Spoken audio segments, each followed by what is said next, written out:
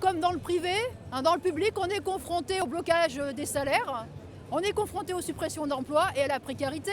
Voilà, on a un gouvernement qui trouve de l'argent, et il en trouve des milliards et des milliards pour arroser le patronat, et rien pour les salaires, rien pour embaucher, alors que c'est vital aujourd'hui d'embaucher dans les hôpitaux, mais aussi dans les écoles, dans nombre de services publics. Donc on est là pour dénoncer une politique gouvernementale qui est au service du patronat et qui est en train aujourd'hui de démolir la fonction publique. Abrogation, réforme du collège, abrogation. D'abord, je crois que les enseignants, ils sont aussi dans la rue pour protester sur leur salaire parce qu'ils sont eux aussi appauvris d'année en année. Et cette réforme du collège, elle est là en fait pour donner le change.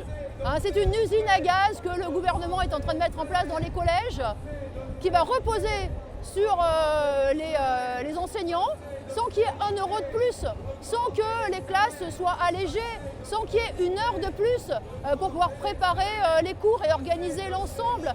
Donc tout ça, ça se rajoute à toutes les difficultés qu'il y a déjà dans l'éducation nationale.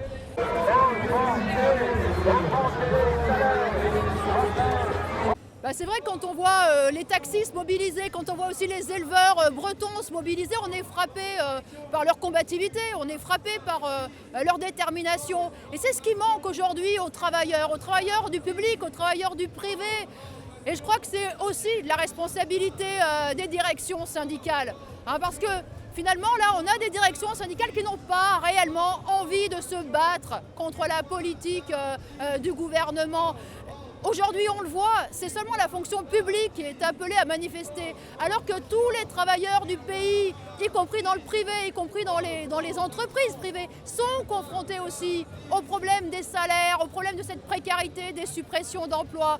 Et puis, y compris dans la fonction publique, tous les syndicats n'ont pas appelé aujourd'hui. Est-ce que ces directions syndicales, elles mènent des campagnes pour mettre en avant les intérêts des travailleurs, pour prendre le contre-pied de la propagande patronale, de tout ce qu'on entend sur les 35 heures? Non. Alors moi, je crois que tous ceux qui sont aujourd'hui mobilisés ici, eh bien, ils sont conscients qu'il faut qu'ils mettent en avant leurs intérêts, qu'ils ont la légitimité de revendiquer. Et j'espère que ce sera un exemple justement pour que tous les travailleurs, à nouveau, se lèvent pour affirmer leurs revendications. Ne touchez pas au code du travail. Je crois qu'on est aussi nombreux à vouloir manifester pour dénoncer la politique du gouvernement et tous les aspects de cette politique qui sont de plus en plus écœurants. La semaine dernière, on a eu droit à une série de provocations. On a eu Macron qui a fait la leçon en expliquant que la vie des entrepreneurs était plus dure que celle des salariés, parce qu'eux pouvaient tout perdre. Bon, comme si les salariés étaient assurés d'avoir un emploi, un logement, un salaire. On a aussi cette politique agressive du gouvernement contre les salariés. Alors, après l'acharnement qu'il y a eu contre les salariés d'Air France, il y a eu cette condamnation contre les anciens salariés de Goodyear, cette condamnation à de la prison ferme.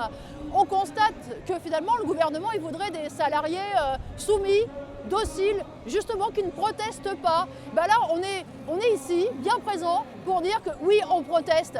Ce n'est pas une protestation qui changera les choses, ça ne suffira pas.